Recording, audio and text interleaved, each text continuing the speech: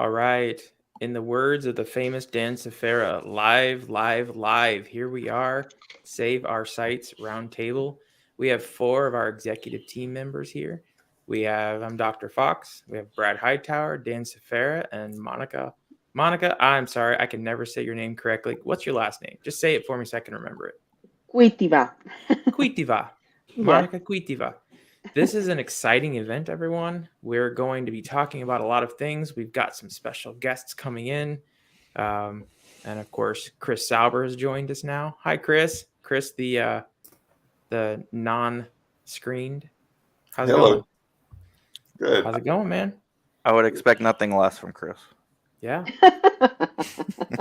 So, for anyone new viewing the SOS event, SOS conference, we have developed this conference so that we can have a voice for our sites, not just like the business development conferences that we've all been to, but maybe those conferences that we're here to serve those patient-facing, patient-serving professionals at our sites, the ones that maybe they don't have a voice necessarily at the other conferences when we're trying to win all the trials and get all the contracts.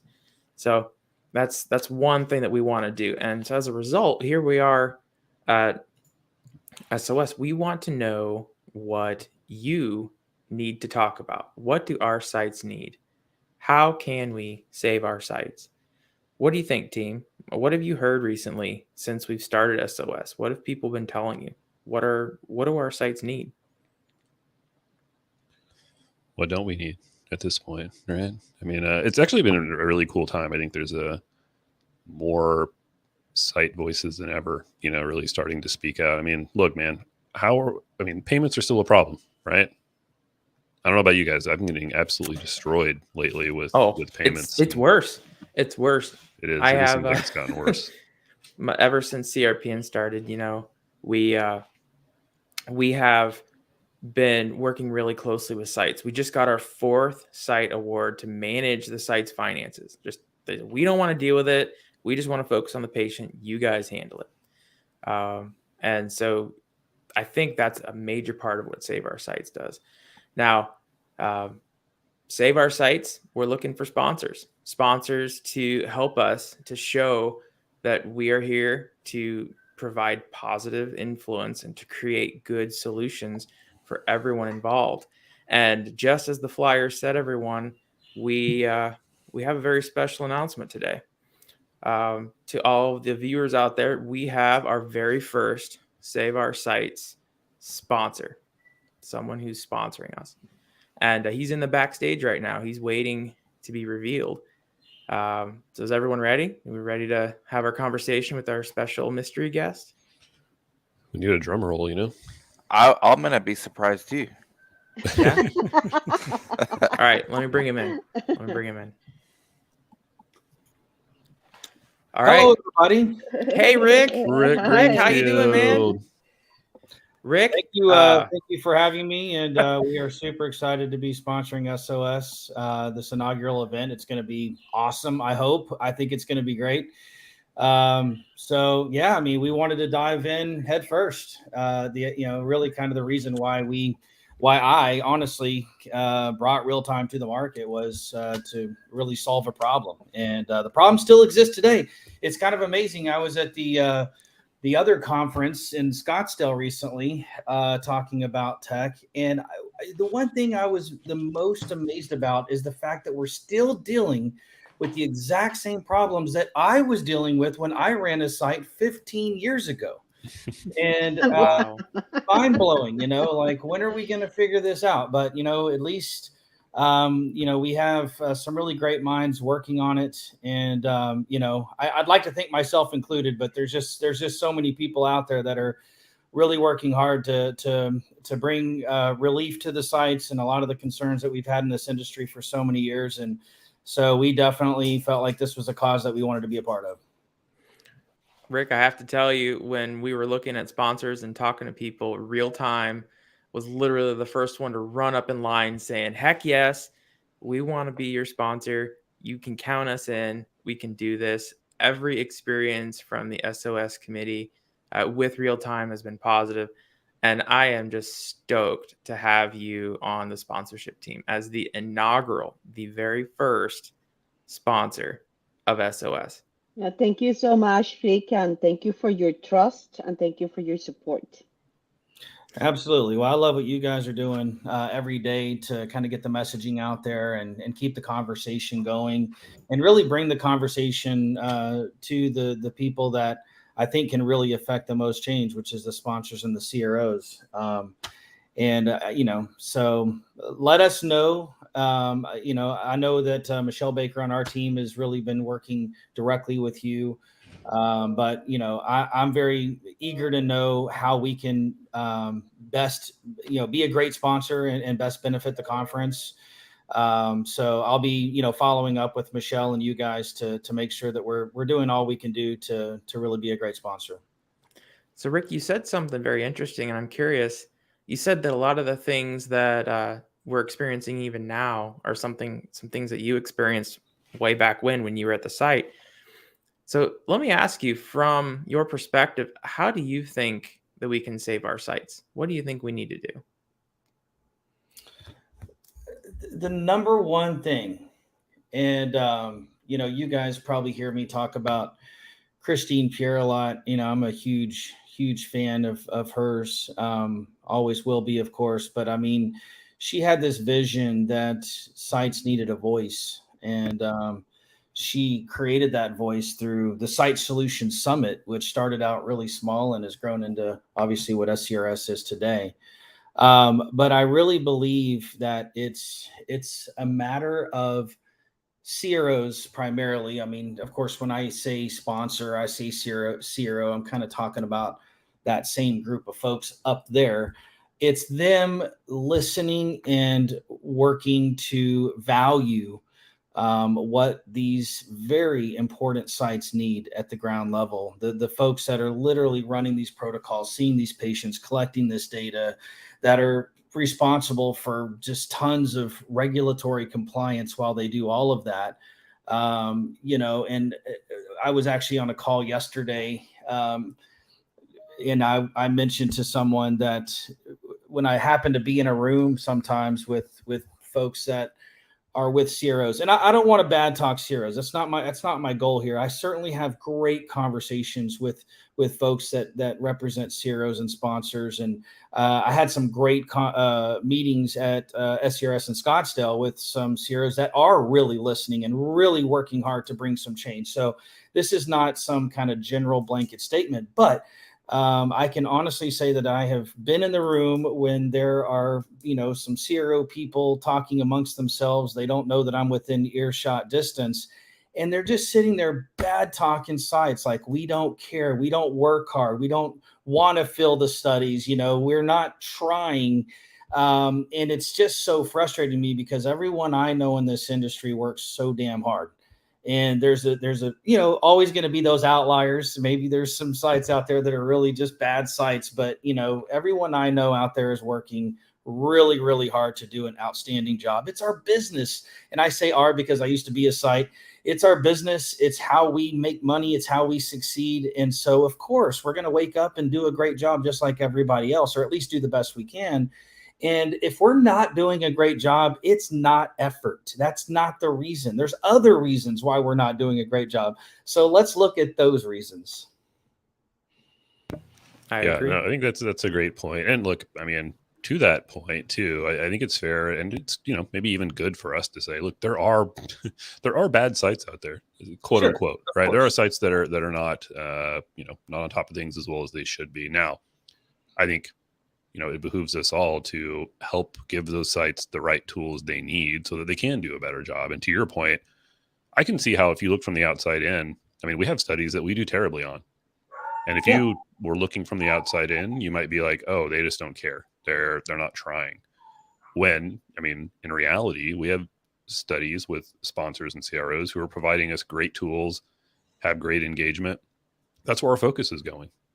So sort of the irony is that maybe the CROs who think, or sponsors think that sites don't care, aren't doing enough to engage with sites so that they do care, right? I mean, it's a two-way street. So, I get accused of, bashing on one side But I do recognize that, it's tough for sites, and some don't do as good of a job as they should. But I mean, that's why we're here, right? To try to make it better for everybody.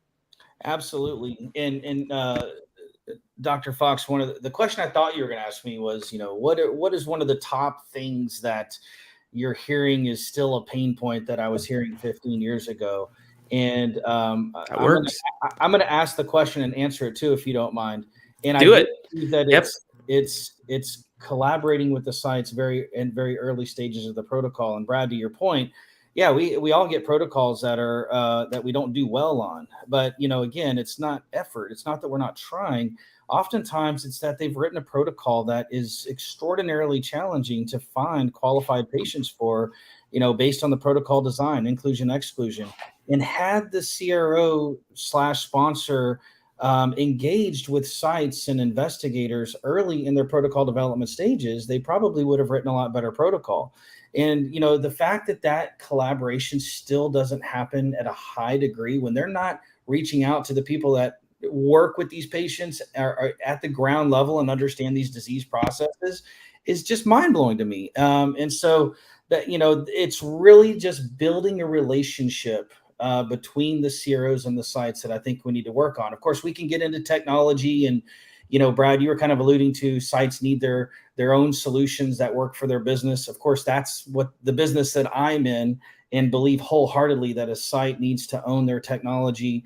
If I'm a coordinator working on 10 studies, I don't want to work in 10 different systems to do the same thing. I want to work in one system. I want to collect my eSource data in one system. I want to manage my regulatory documents in one system. And so I think these are kind of truisms that we need to continue to talk about. And SOS is going to be such a great opportunity for us to really bring these topics to the forefront. And hopefully we'll have some CRO folks there to listen and collaborate right along with us. I am too. I'm really looking forward to the LabCorp spinoff. I'm hoping that Fortuity. What's the name of it? The new LabCorp CRO. Yeah, I Fortrea? haven't memorized. Fortrea. So There you shout out. So the wish list of CROs that I'd love to see at SOS, of course, Fortrea, brand new, fresh, clean slate.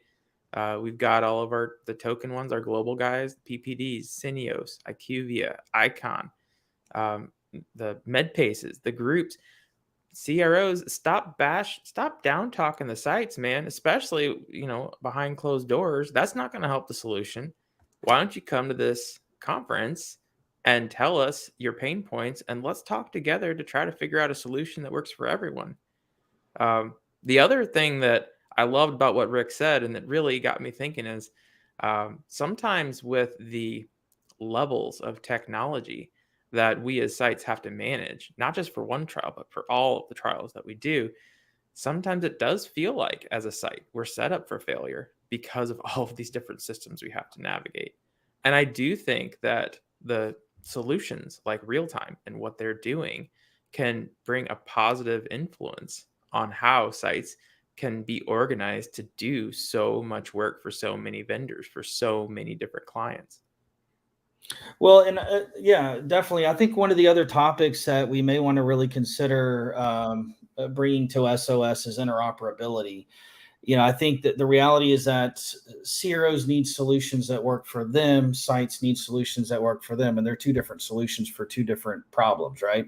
And so what we've seen is this, what you like to call top-down tech, is pushing a solution that benefits the CRO because it does help to collate data faster as it's coming in from the sites. And so, we'll just provide them a portal that they can enter their data, and then we get our data, right?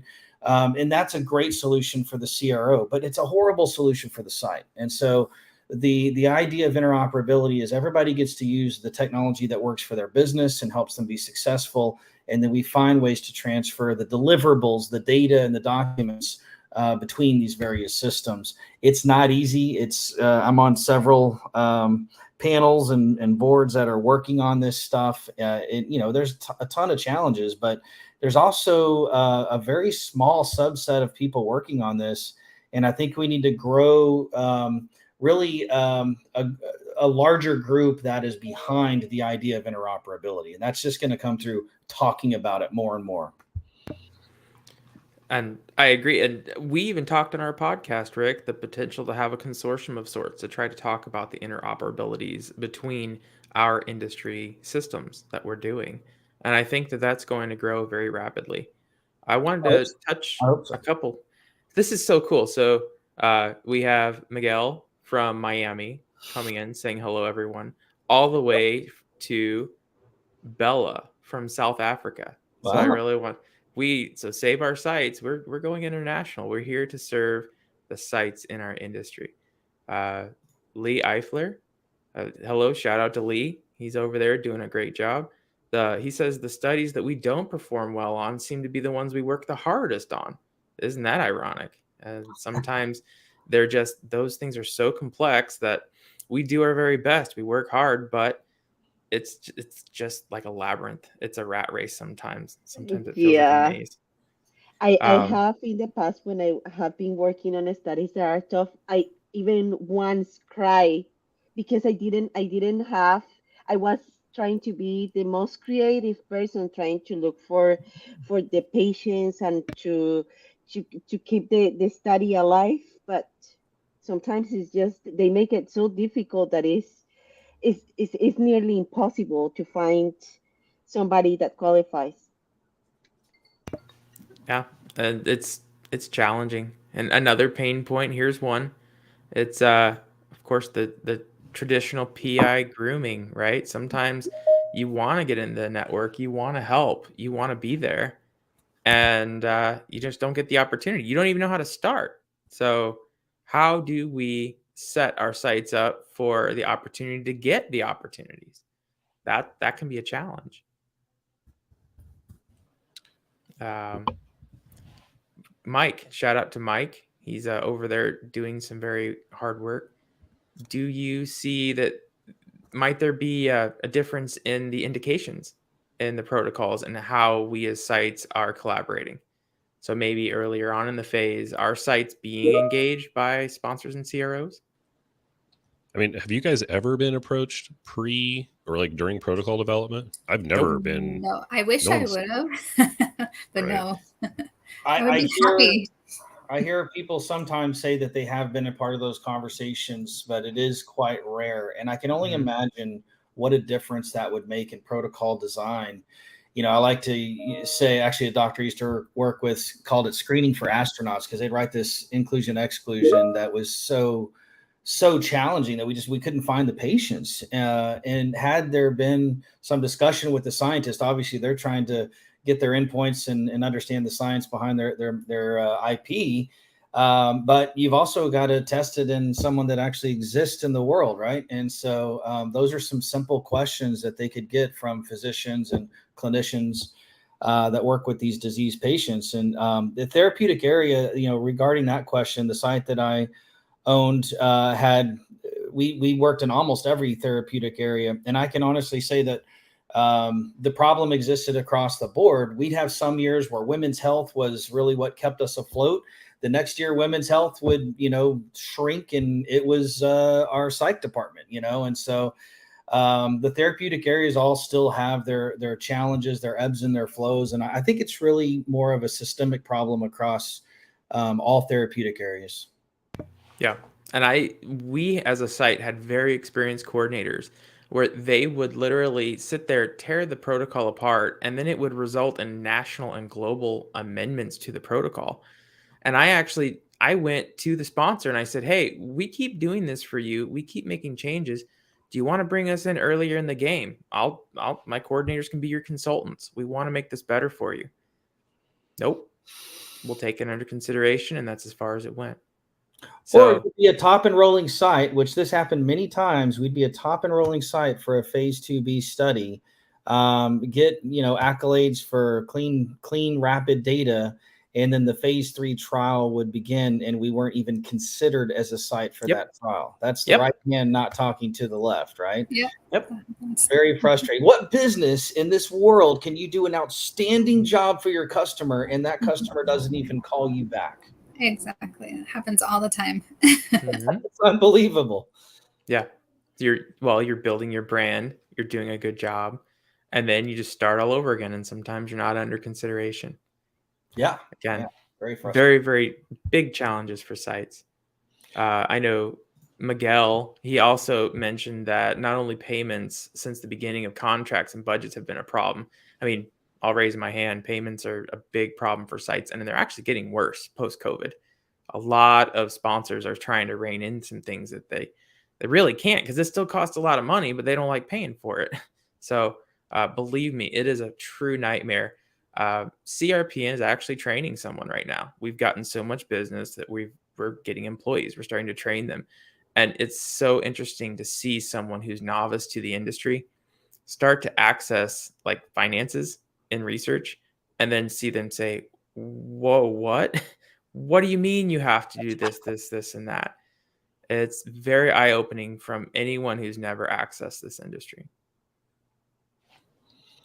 If I can, I want to switch gears if I can. But Yeah. Rick, what can you tell us about the recent Devana acquisition? You talk about that at all?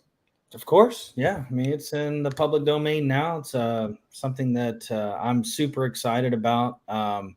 I've known Barry really since Devana first came onto the market, and have just kind of followed their success. And then I know a ton of sites that use Devana and just love it.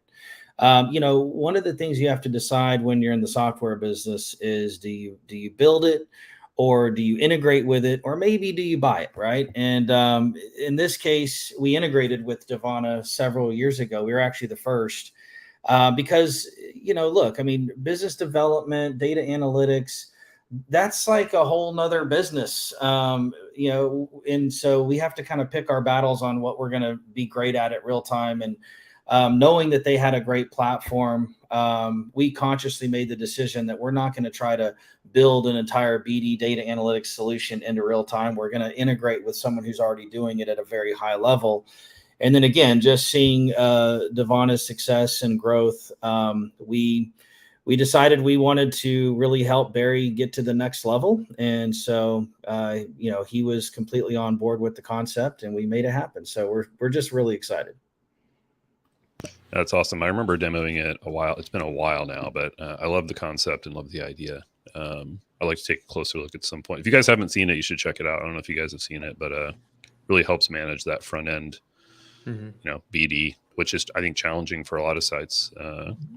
People have a lot of sort of home cooked, home brewed solutions for it. I know I do. I've got a bunch of systems cobbled together between like HubSpot and Asana, and eventually dump it into real time. But anything that helps too, I think, to your earlier point, kind of keep you in one platform as a site is going to be of some value, because man, it's hard. It's already hard to move across sponsor provided platforms.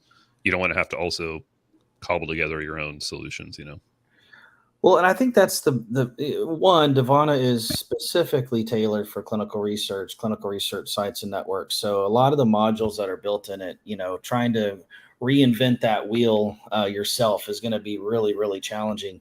But I think the other thing that everyone needs to understand about Devana's solutions is that it is more than a CRM BD tool.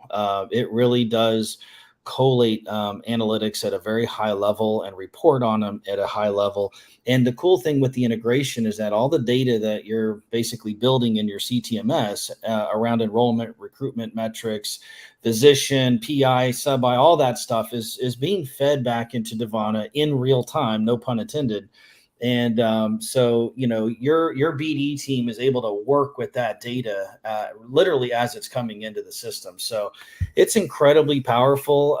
I know it's not cheap, but I think certainly the sites that I know work with Devana really state they couldn't live without it. Yeah, it's not cheap, but it's a huge ROI, especially in BD, when you can attract the right sponsors and the right trials.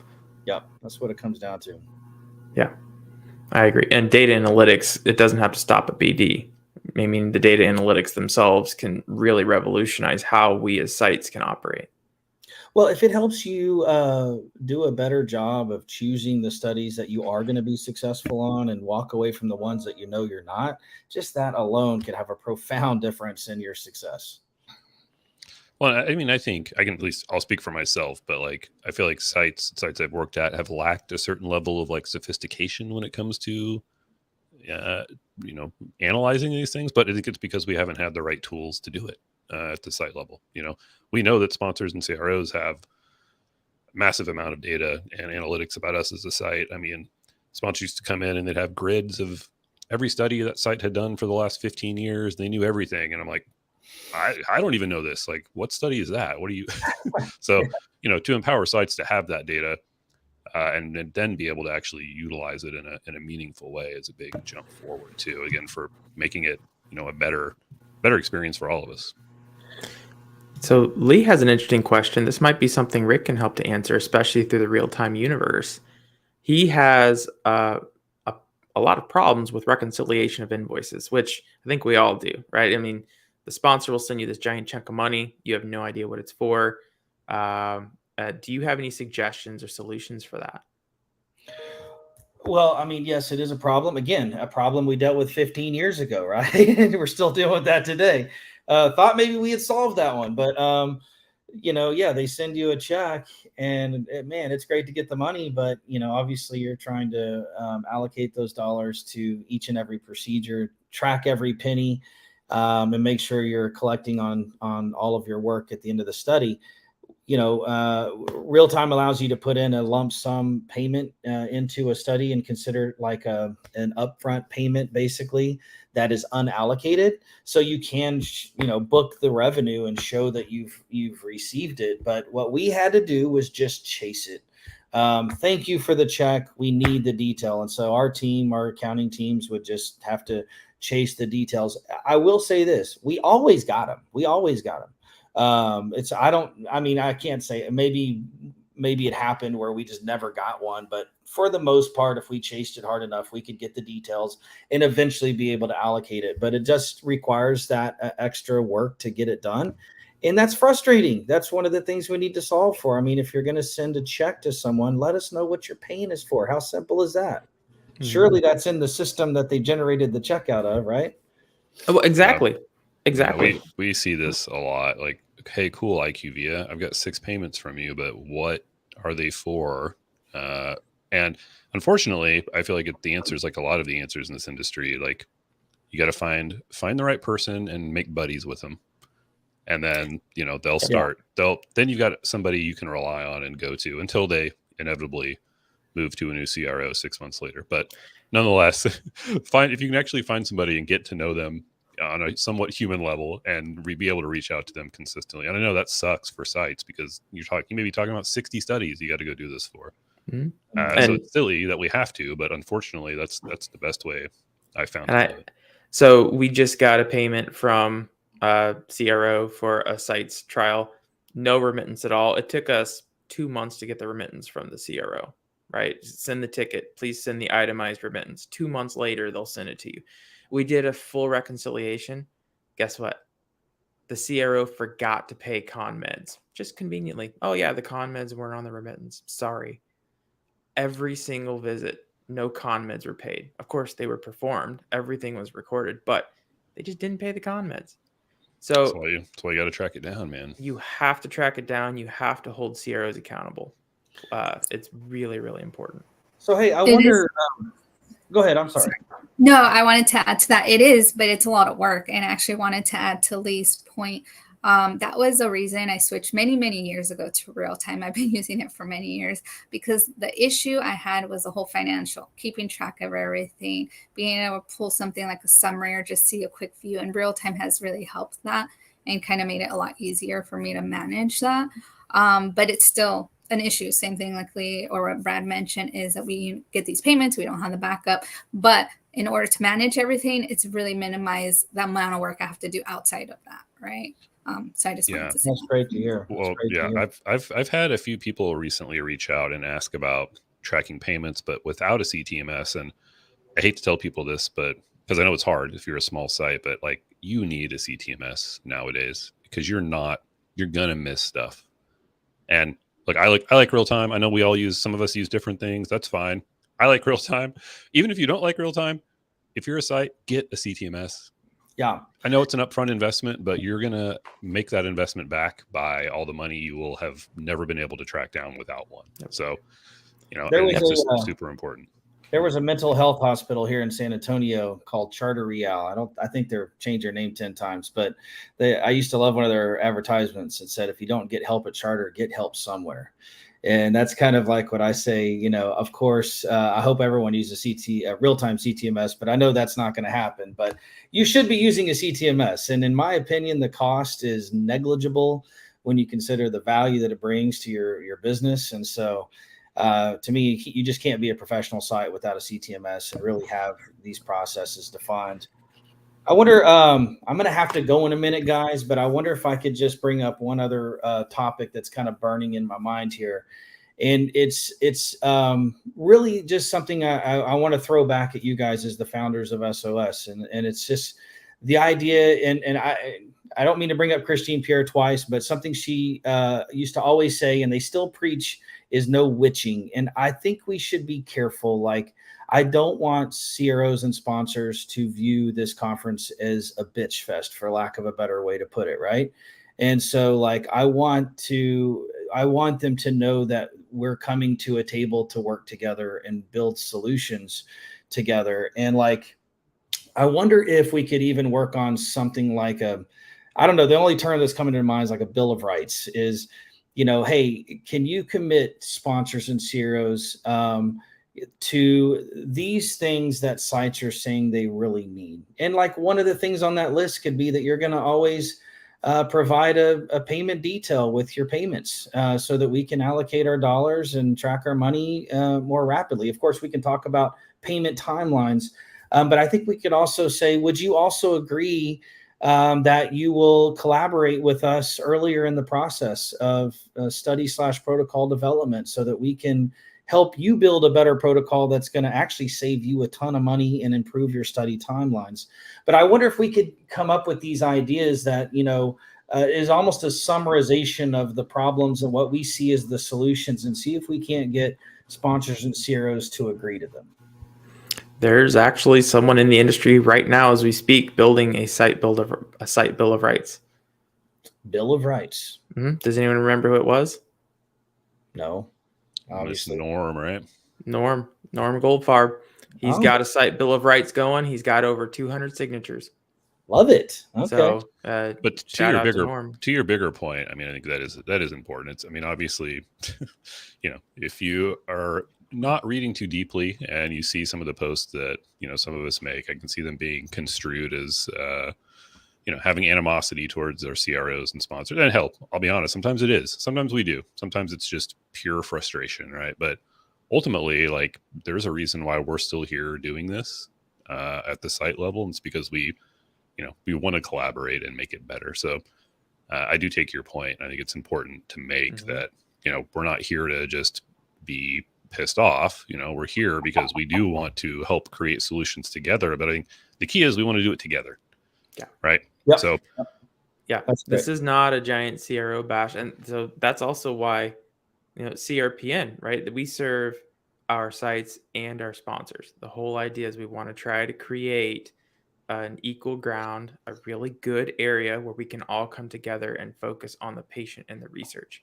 And I agree. We gotta. I know that SCRS adopted, I think, a no witching clause where you go in there and you try not to just have a giant gripe fest. And that was part of the development of SOS, is first explore the problems. And the whole idea of having these roundtables is to explore those problems so that we can get all of that complaining out in the open, so that when we get to that conference, it's all out there. We start focusing on the solutions. We start focusing on coming together and talking about what can work for everyone.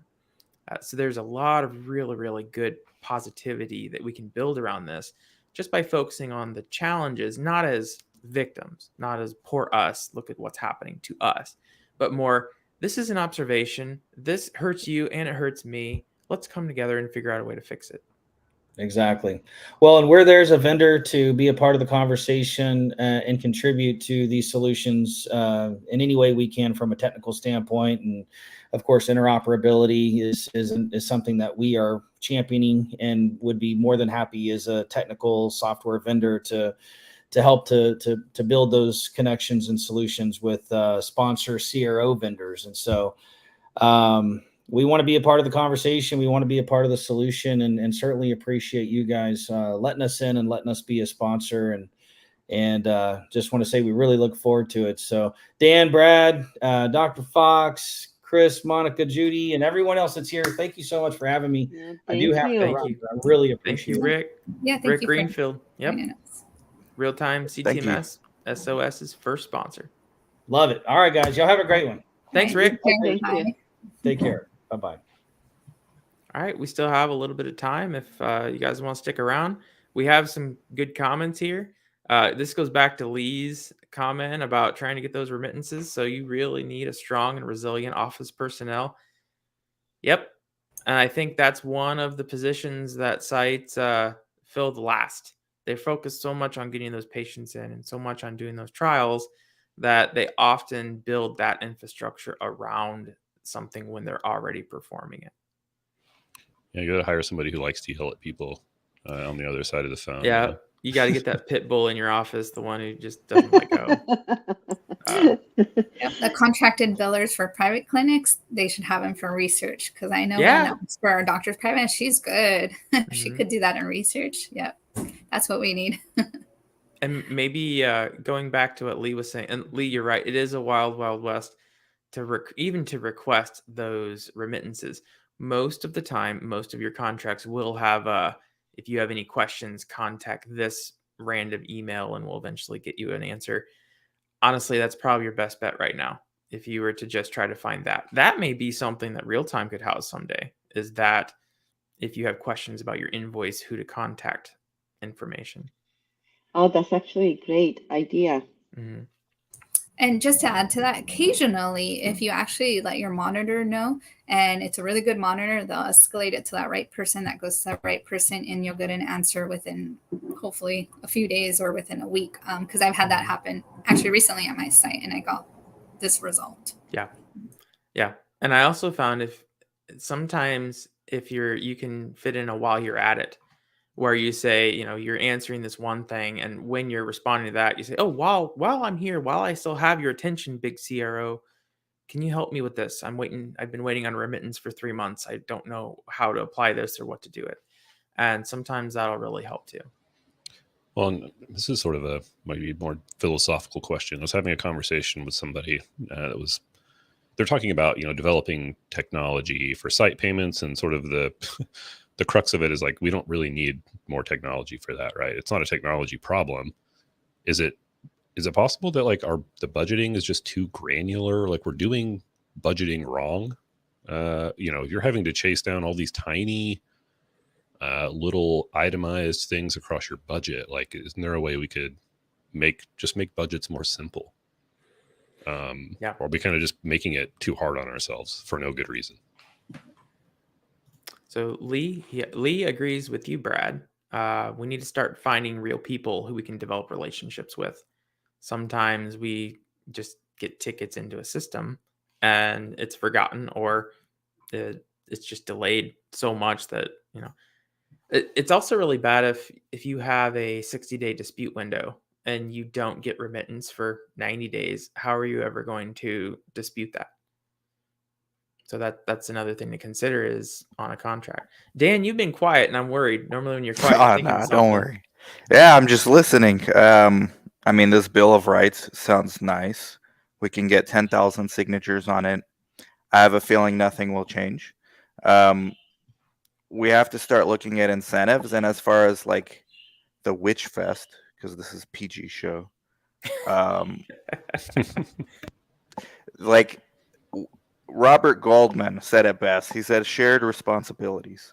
It's not just CROs, it's not just sponsors, it's not just sites. It's been vendors giving us problems. I sent you guys the text proof yesterday. Everybody forgets, even sites sometimes, that you're serving patients. At the end of the day, patient advocacy is what we're doing. Like, yes, the patient is not giving us money unless you're the pharma through payers. That's another podcast and another conference.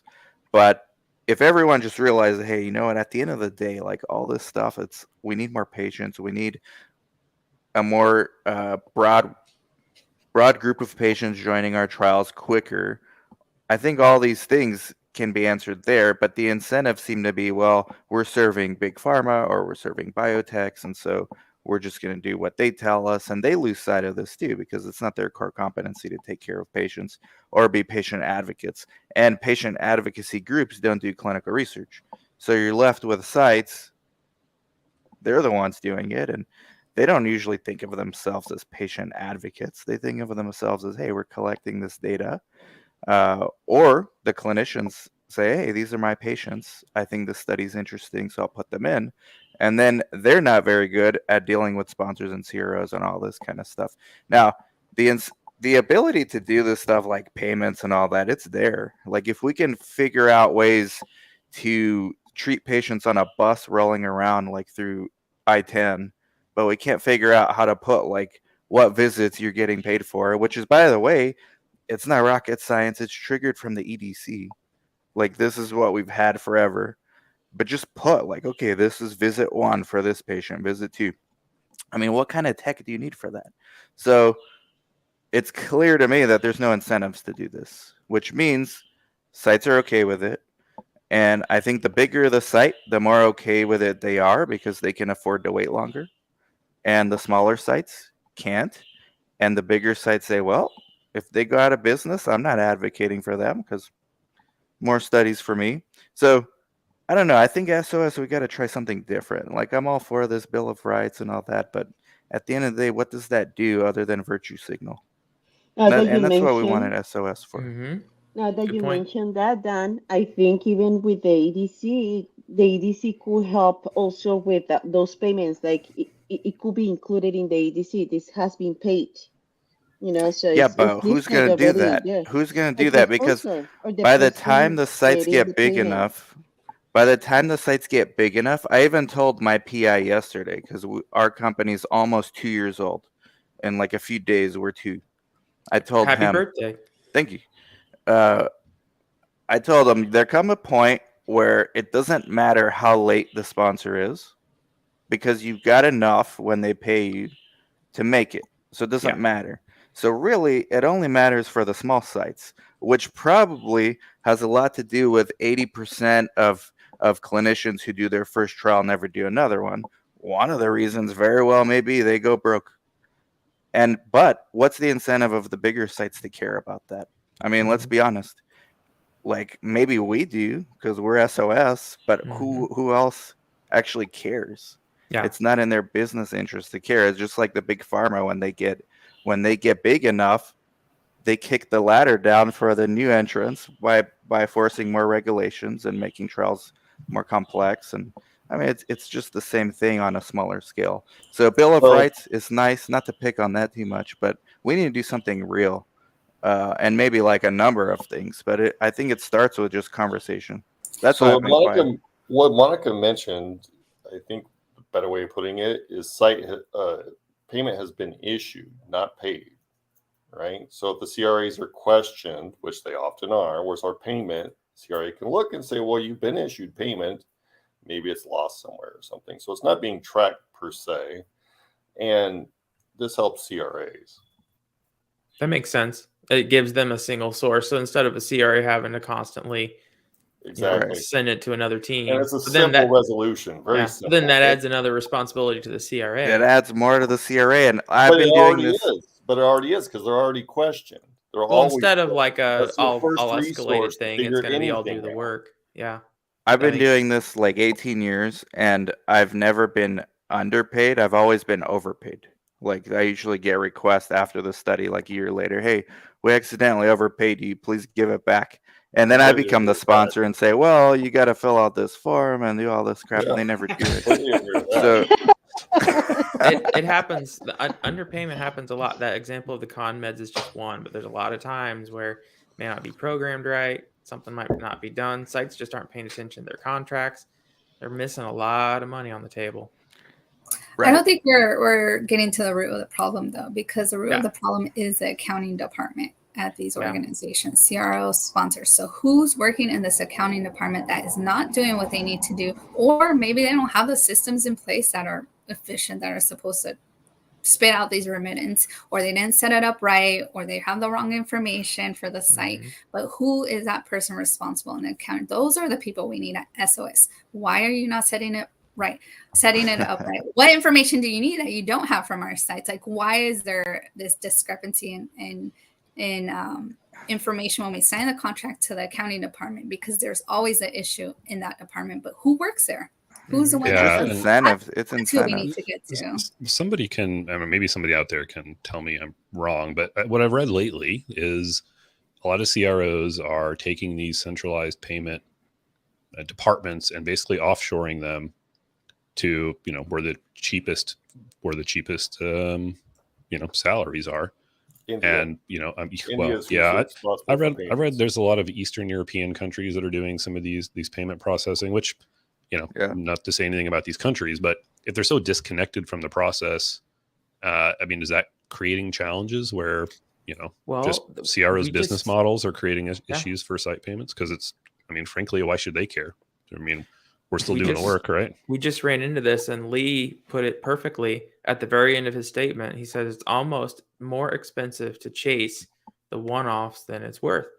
And I Exactly. think that's what we're running into is the payment processing systems are so outsourced and their salaries are so low, it costs our sites more money than it's worth. Just Well, to try here's to a chase the money. philosophical question. Okay, let's say we were to make the best technology for sending sites payments. Like they almost get paid in real time.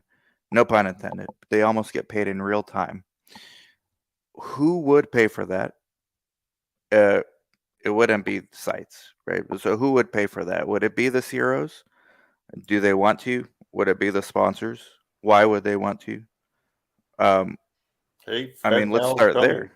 FedNow is coming. It's going to be free. It's going to be instant.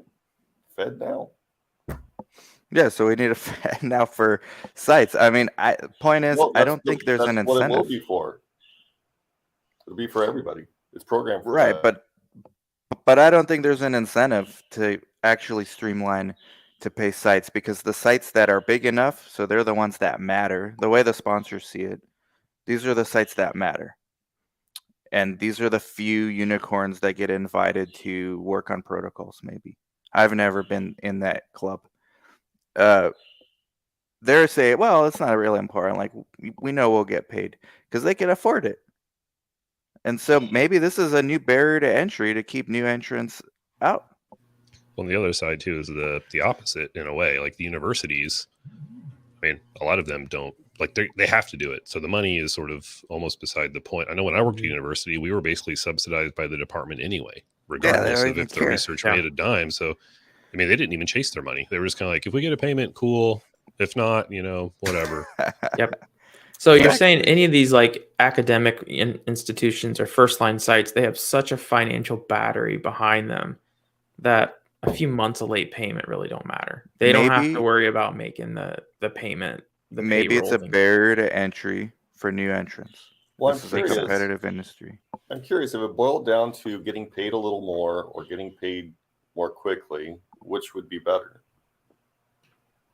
I'm just curious. Depends No. who you are, I think. Like, Yeah. I think my preference, if and that's funny you ask this because I have a sponsor who uses bill pay to pay Mhm. us, and I don't know if you're familiar with bill pay. You can get paid faster, but you pay a fee, Mhm. and so I'm like, no, I can wait like a few days. I don't need to get paid that fast. Like I'd rather just if I know it's coming through, that's great. I'll just wait the extra days or weeks or whatever, and not take a hit on something that we already like put a lot of effort into earning, right? But Because- that's why I was saying that if it's built in the EDC, it's easier for everybody to actually look what has been paid and what is not paid and track anything because it's accessible either for the sponsor and it's accessible for the site or the CRO, whoever is working on that. Mhm. I mean, I don't know the costs associated with paying really very quickly, like, you know, like within days, right? I don't know what the costs associated with that would be, but I would assume it would be a few $1,000s a study if you enroll enough patients. So I'd rather get the few $1,000s personally. I think a lot of it depends on what you would be doing with that money. So if Yeah. you have such a financial battery that money in the bank is investable, like you're making interest on it, you're doing it, when you get into six figures, might be worth chasing that money and having it in your bank account versus the CROs or the sponsors. Or what about So a new PI who just started? Maybe it's yeah, his first or second study, and whether he gets paid now or in 3 months is the difference between whether he can hire an experienced coordinator or continue using his MA to do research, which we know how that's going to end. So I really think it matters who you are to answer that question. I think a lot of these newer PIs are going to ask for it quickly. And a lot of these more established sites, probably all of us on this panel, will say we could wait longer. But not all the sites are able to afford to wait as long as we are. Very and fair I can point. attest to that. There's sites across the network that they're going literally remittance to remittance. It's not paycheck to Yeah, paycheck, it's remittance to remittance. Like if we don't get paid, we have to right. shut down. And do those sites have a voice? Good question. Well, I know the answer. Yeah, they do now. Yeah, exactly right. Good job, Dr. Fox, man. You tie it right in, man. Good. That's All right. right. That's the point of this conference. It's accessible. Guys, deal with our memes. Who cares? It's not like we're about shared responsibility. It's nice to poke fun at different people. I'll make memes of sites too. We'll go a week making memes about sites if that makes you guys happy. We don't care. Just show up. It's almost free. The only reason it's not free is so you guys don't think it's a scam. So it's basically free. Come over, let's talk. It's accessible, whether you're a big site or a small site, vendor, CRO, sponsor, whatever the case may be. We want to have you there and have these real conversations and not signing Bill of Rights that who knows where it's going to go. I mean, what's that going to do? Are you going to pledge allegiance to it? Like, what is it actually going to do? I don't know. We'll have to bring Norm on here and talk about it. I see Brad laughing. I'll print it and put it in my background. Me too. That'll be the Right. new background, the Bill of Cool. Rights. Let's sign it. I'll sign it too. Yeah. And then Judy will sign it. And then what's going to happen? You're still going to get this invoice from a sponsor with like a big number on it and no visits on it. Like what is that going to actually do? So we're on the top of the hour. We're gonna have to close down here in a minute. I did want to post one more of these comments because I think it's really important. But Gurpreet Singh, he said that they're a new sponsor and they ensure sending invoices with details and payments. And he made some recommendations. But most importantly is I really want to make a note here that the new guys, the new sponsors out there, they try to do it right, man. They do. Yeah. I would highly encourage Gurpreet and all of the other new sponsors out there, just try to stick to that. I'm not sure how or why it eventually gets to the point where it joins the craziness and the chaos. Because they get big. They get big, just like the sites. And when they get big, they have different incentives. When they're small, they're competitive advantages. Let's be nice to sites so we can have it'll give us access to sites and it'll help us with site selection and all this stuff. When they get big, their incentives change. Maybe they get acquired by Pfizer or J&J, and then they start using all the CROs that we don't like. So, I mean, yeah, it's just a cycle. Same thing with sites. Like you're going to care about your payments the first year you're open as a research site. And then in year 10, if you're running your business properly, you care a little less.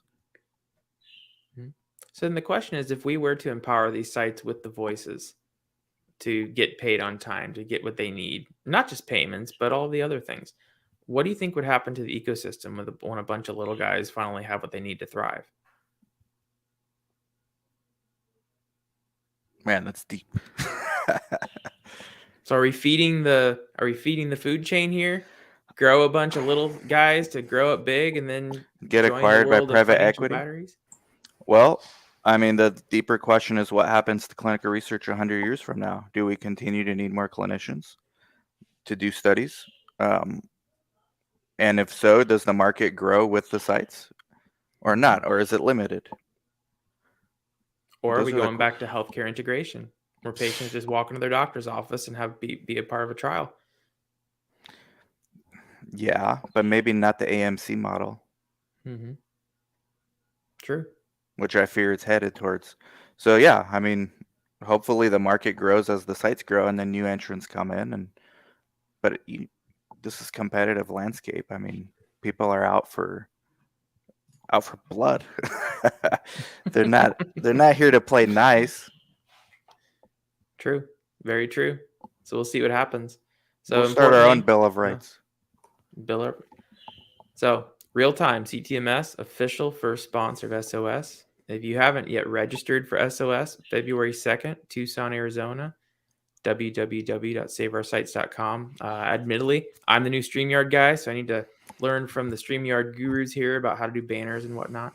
Banners are overrated, man. Expect this to look a lot better later. We'll be growing and improving. But thank you to Real Time for coming on today. Thank you everyone for tuning in. And if you see this later on and you have any questions about sites, Save Our Sites, or anything, please reach out to the executive team. We're here to make sure that our sites have the voice that they need. Any last words, everyone? SaveOurSites.com. It's like a no-brainer. That's where you need to go. You're invited. It's accessible for all. We will add the link to this video. Mm-hmm. Nope. All right. Looking forward to more conversations. All right. Thanks, everyone. And Bye. we'll see you next time. Have a good weekend, guys. Bye.